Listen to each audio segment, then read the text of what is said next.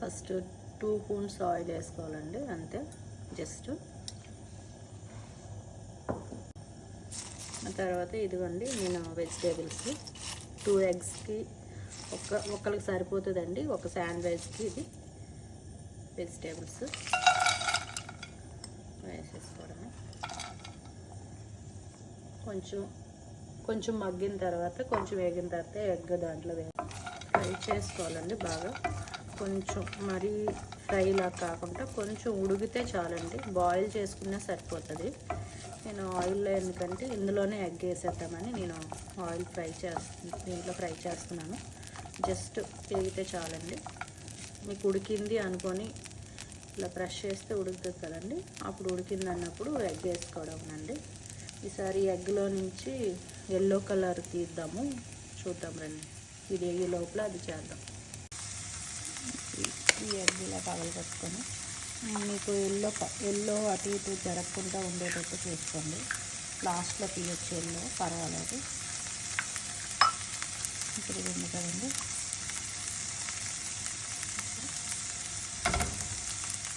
వచ్చిన చేయడంలో జస్ట్ పక్కన తీసి పెట్టేసుకోవడము. ఎల్లో ఇష్టం ఉండే వాళ్ళకి ఎల్లో పర్వాలేదు, అనుకునే వాళ్ళకి పర్లేదు. ఎల్లో ఇష్టం లేని వాళ్ళకి అలా తీసి పెట్టేసుకోవచ్చు.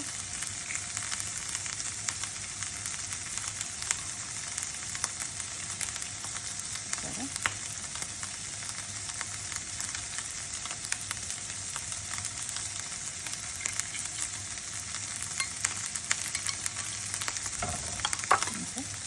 ఇది ఆ వెజిటేబుల్లో వేసేసుకోవడమే. ఇది యాడ్ చేస్తున్నాము తగినంత సాల్ట్.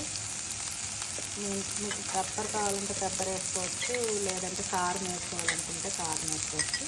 నేను జస్ట్ కారం కాదండి, పెప్పర్ యాడ్ చేస్తున్నాను.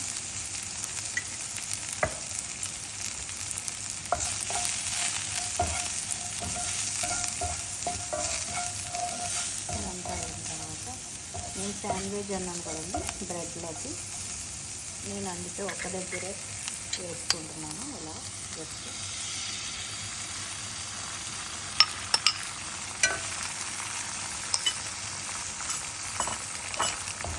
నేను ఆల్రెడీగా ఒక శాండ్విచ్ అది ఉంది కదండి అసలు, ఆ శాండ్విచ్ దాంట్లో పెడతాను కాబట్టి దాంట్లో కొంచెం బాయిల్ అయిపోతుంది, ఉడికిపోయి ఫ్రై అయిపోతుంది. నేను ఇందు మీద కొంచెం లైట్గా ఫ్రై చేశానంటే అయిపోయిందండి. జస్ట్ ఇంతే.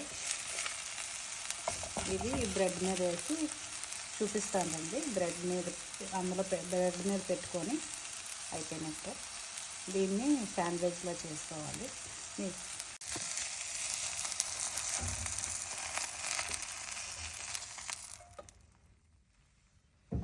చూసారు, ఇలా కూడా తినేయచ్చు,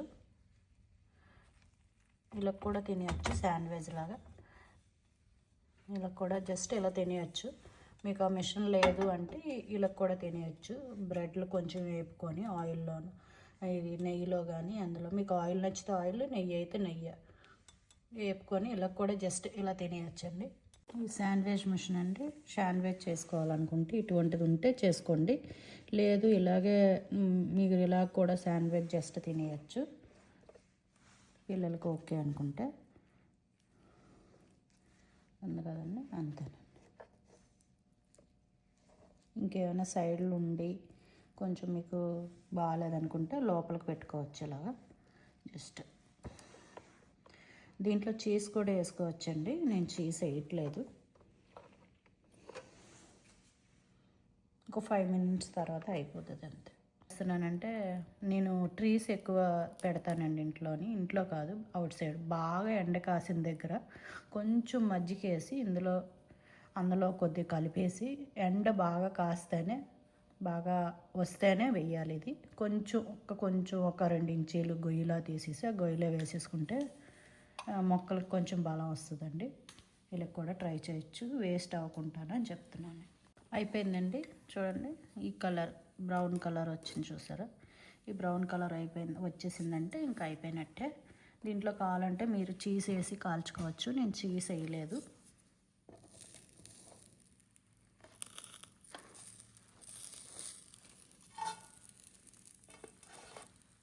అంతే, రెడీ అయిపోయింది.